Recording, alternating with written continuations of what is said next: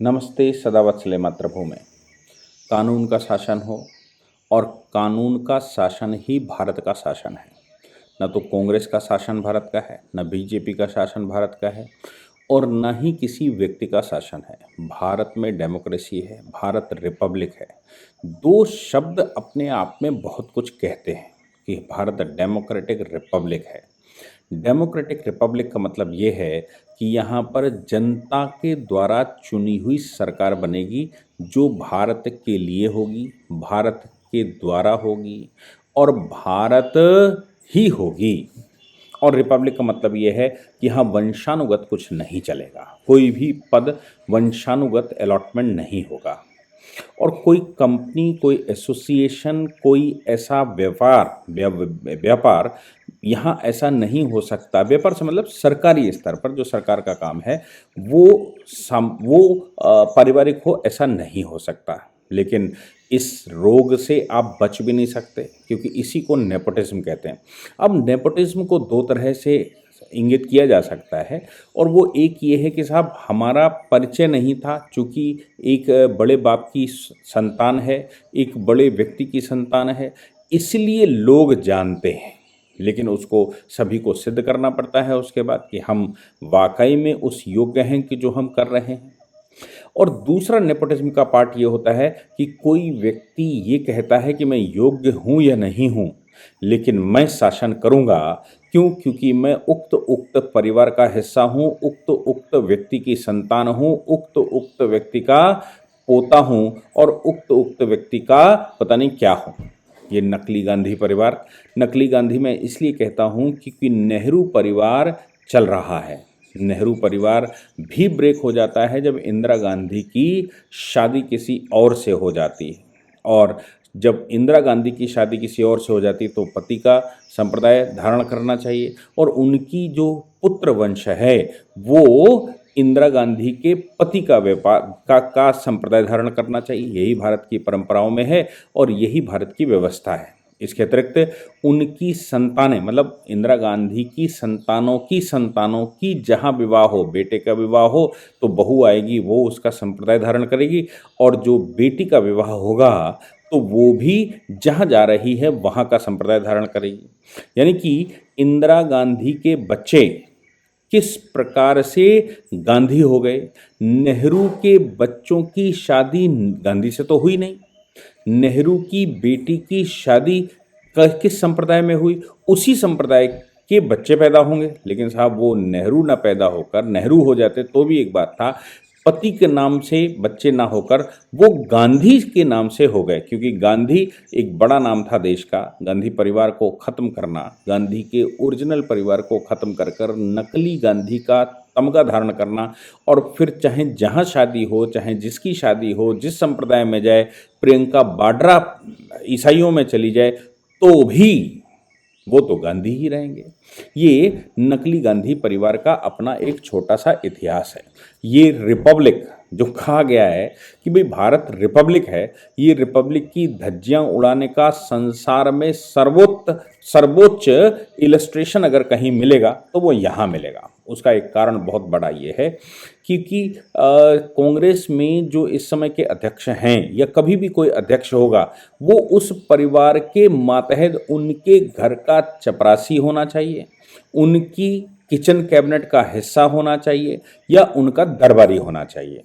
अगर ऐसा नहीं हुआ तो एक इत्तेफाक भी भारत में हुआ। इत्तेफाक ये हुआ कि जब सोनिया गांधी ने क्लेम किया, नरसिंह राव उस समय प्रधानमंत्री हुआ करते थे, और उसके बाद सोनिया गांधी ने क्लेम किया। सोनिया गांधी के क्लेम करते समय कांग्रेस अध्यक्ष की सीट के लिए माधवराव सिंधिया ने आगे आए, राजेश पायलट आगे आए, जितेंद्र प्रसाद आगे आए, सीताराम केसरी आगे आए, अर्जुन सिंह आगे आए, और अर्जुन सिंह के अतिरिक्त उस समय पीएस संगमा आगे आए और आज के शरद पवार आगे आए। ये सब लोग आगे आए कि भाई ये कांग्रेस के अध्यक्ष बनना चाहते हैं।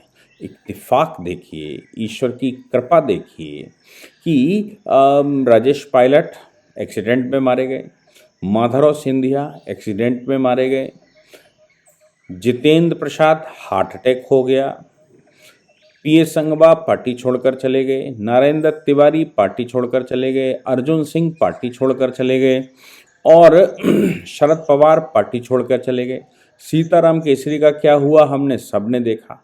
कुल मिलाकर उस पार्टी को या तो छोड़ दिया या इत्तेफाकन मर गए। परिणाम ये निकला कि अकेली सोनिया जी बची और सोनिया जी उस समय पार्टी की कमान अपने हाथ में ले ली। तो जिस परिवार के साथ इतने इत्तेफाक हों उस परिवार को चैलेंज करने मात्र से, तो आप सोच लीजिए कि परिवार को चैलेंज मात्र के, परिवार से मतलब कांग्रेस में वो परिवार नकली गांधियों का परिवार जो बैठ गया है, वो उसको चैलेंज करने मात्र से कितने लोगों का क्या हो जाता है। या तो पार्टी छोड़कर चले जाइए, अदरवाइज वो मर जाते हैं। अब ऐसी परिस्थिति में कांग्रेस परिवार के खिलाफ कोई भी सदस्य चुनाव लड़ना चाहता है या उनको चैलेंज करना चाहता है या चैलेंज करे, तो फिर जाहिर सी बात है कि नतमस्तक हुए बगैर वो नहीं रह सकता, नहीं तो उसके साथ भी कहीं इत्तेफाक ना हो जाए और वो इत्तेफाक उसकी जिंदगी का, उसके परिवार का कौन सा पड़ाव सिद्ध हो, ये भी बात है। सवाल यहाँ पर ये आता है कि ये जो खेल है, हमने सबने देखा 2G 3G कोयला जीजाजी बहुत सारे घोटाले और उन घोटालों की तफ्तीशें, लेकिन हमारे यहाँ थोड़ा इन्वेस्टिगेशन में टाइम लगता है, जुडिशल एक्शन में टाइम लगता है।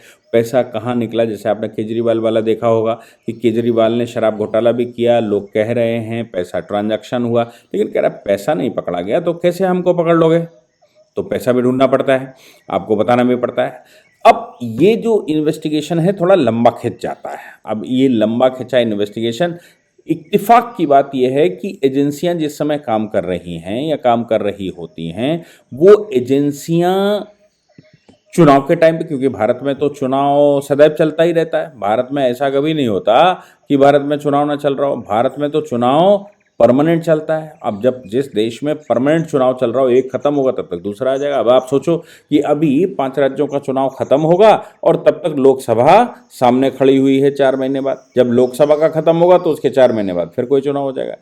एक देश एक इलेक्शन का प्रयास करने के लिए मोदी जी आगे आए, लेकिन विरोध करने वाले अपोजिशन ने खूब जमकर विरोध उसका किया और कहा ये करना चाहते हैं, ये डेमोक्रेसी खत्म करना चाहते हैं, ये रिपब्लिकनेस खत्म करना चाहते हैं, ये पता नहीं क्या क्या खत्म करना चाहते हैं। ये बात सामने निकल कर आई।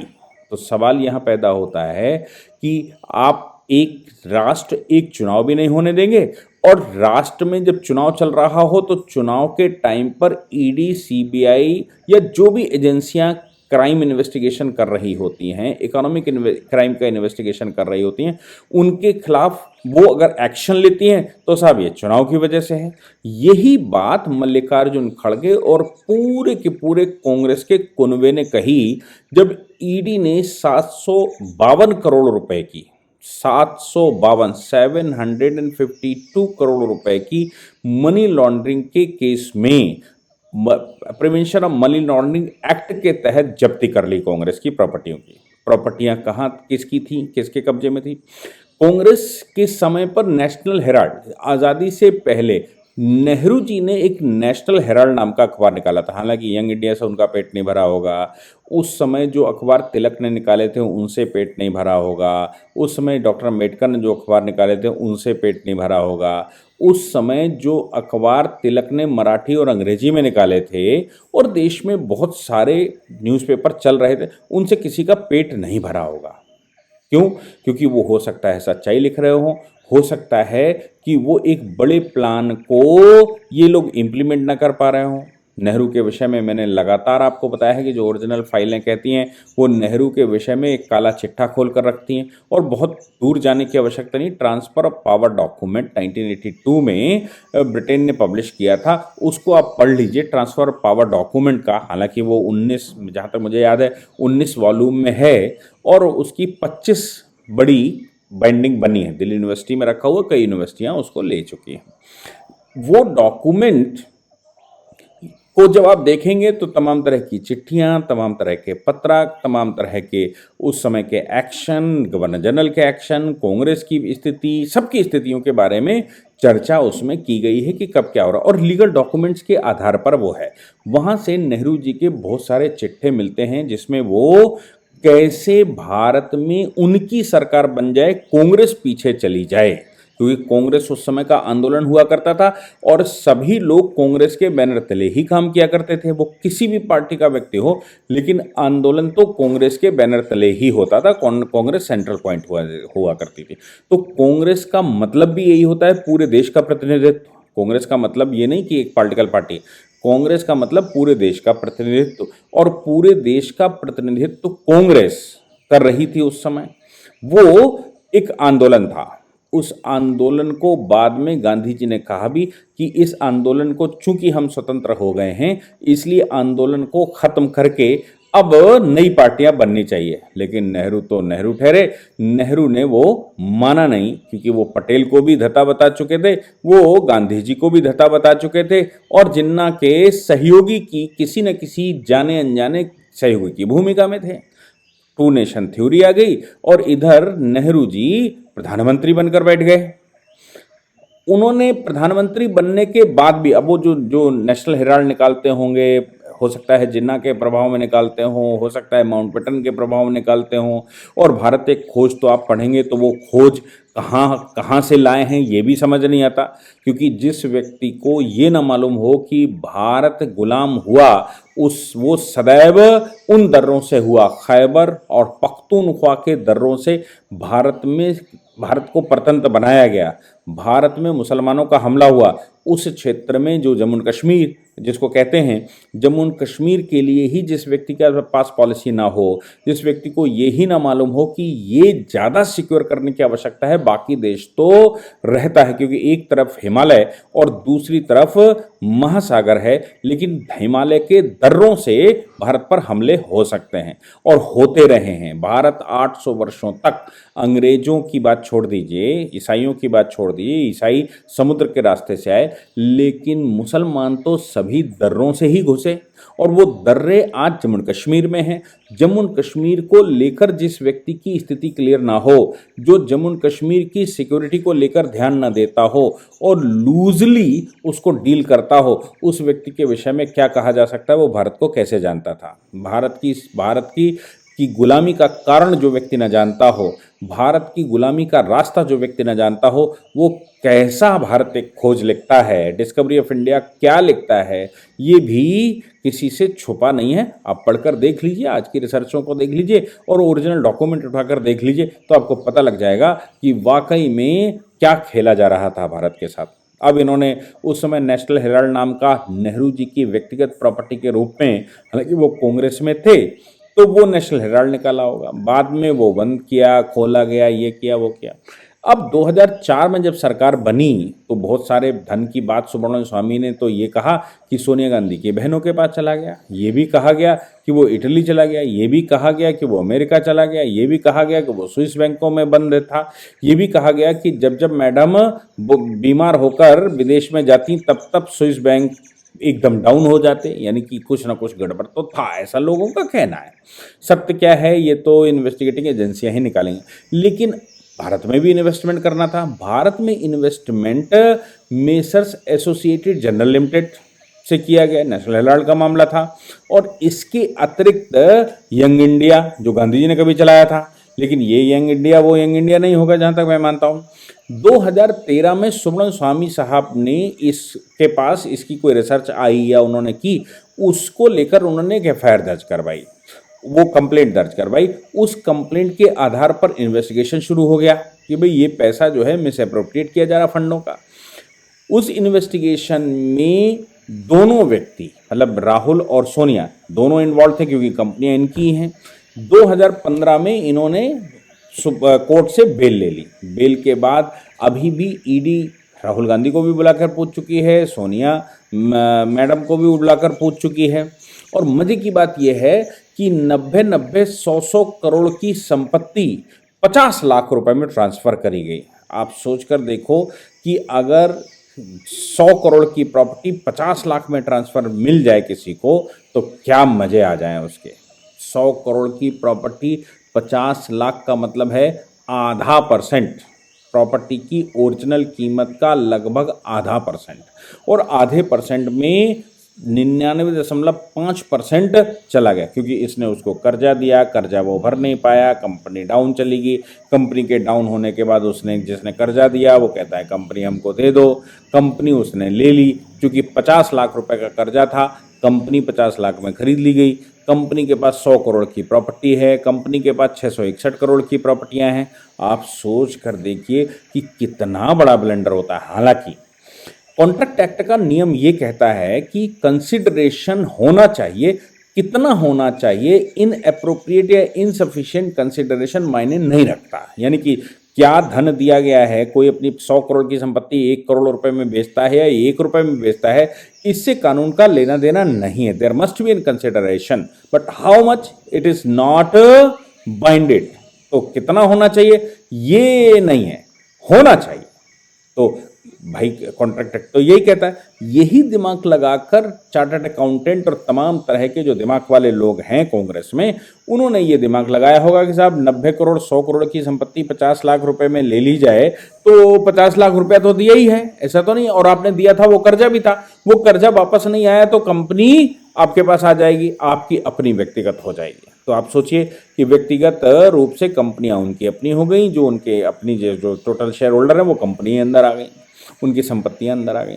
उन संपत्तियों को भारत सरकार को ही किराए पर चढ़ा दिया गया, जिससे करोड़ रुपए के किराए आने लगे।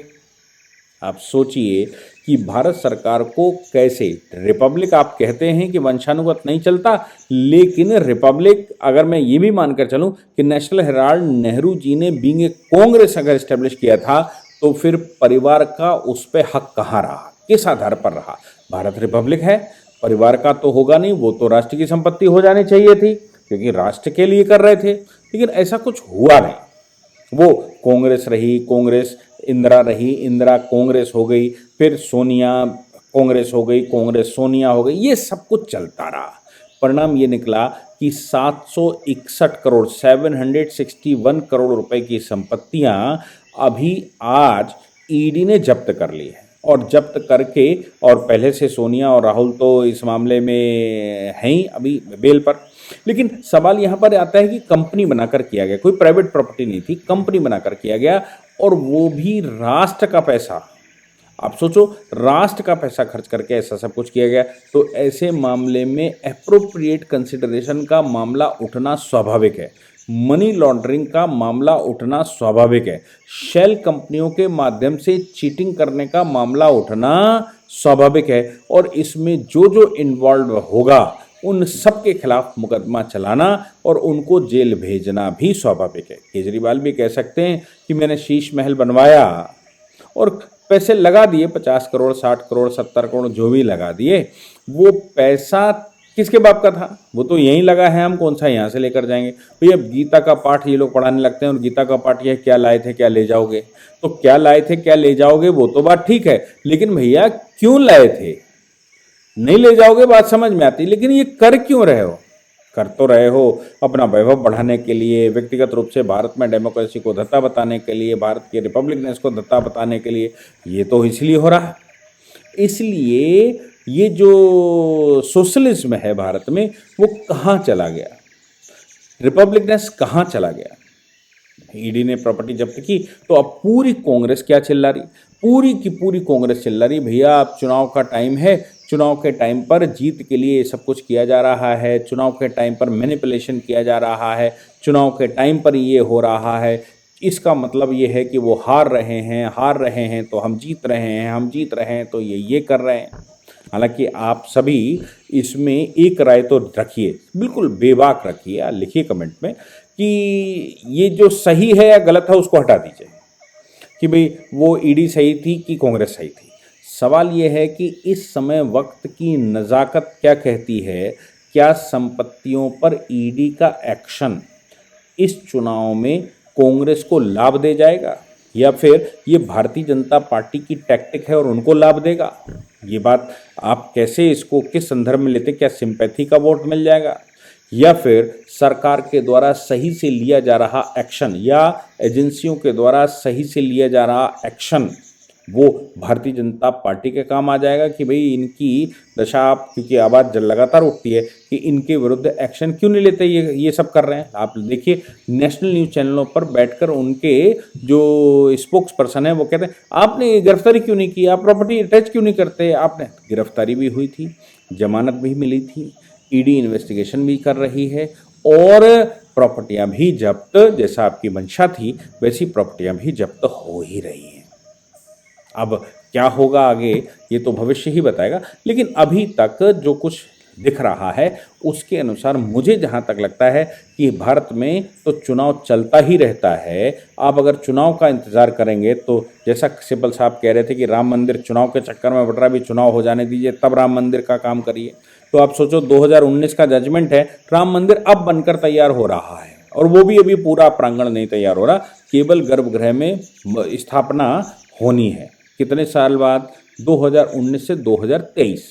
अब ये अगर कह दो कि सब चुनाव के बाद करना, आप डिसीजन ये करना वो करना, और चुनाव के पहले ये क्यों राम मंदिर बन रहा है, चुनाव से पहले प्रधानमंत्री क्यों जा रहे हैं, चुनाव से, अरे भाई हर चीज़ को चुनाव से मत मिलाइए।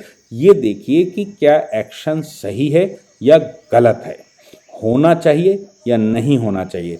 चुनावों का इंतजार करने में क्या ED, CBI, income tax, crime branch, police प्रशासन सबको छुट्टी पर भेज देना चाहिए कि भैया छुट्टी बनाओ, अभी कोई काम नहीं है क्योंकि चुनाव होने वाला है। जैसे स्कूल की छुट्टी हो जाती है वोट पड़ने के लिए, वैसे ही सब आपकी छुट्टी हो गई है, तो इनको ना सैलरी देनी पड़ेगी ना कुछ करना पड़ेगा। क्या ऐसा विचार है क्या? इसलिए मुझे लगता है कि जो ये प्रोपेगेंडा तैयार किया जा रहा है ये निराधार है। लेकिन आप अपनी मंशा खुले बेबाक तरीके से ज़रूर आप लोग लिखेंगे तो हम अंदाज़ा लगा पाएंगे कि वाकई में देश में माहौल क्या है।